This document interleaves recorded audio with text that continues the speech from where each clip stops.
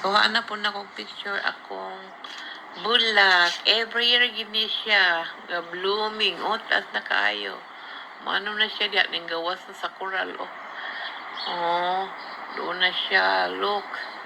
Nice kaayo akong roses. Mag-bloom ganin ni siya. Ingani ra gini siya. Isara na siya kapunuan. Pero, daghan kaayo ang kuan. Daghan kaayo ang bulak niya. Mag-bloom gini siya every year.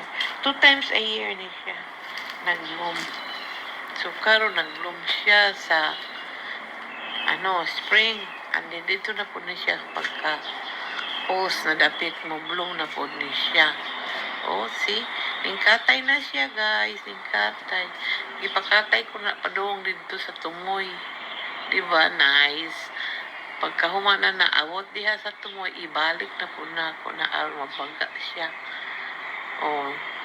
Naapay wala nang mapay nagkuan o naapay wala nagbuklad. See? Naapay wala nagbuklad o. Naapa o. So, daghan pa ang wala nagbuklad. No?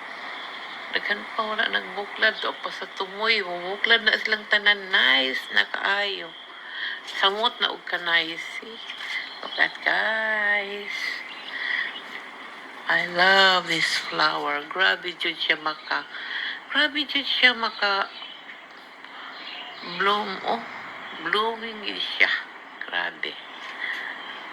All my hope is Jesus.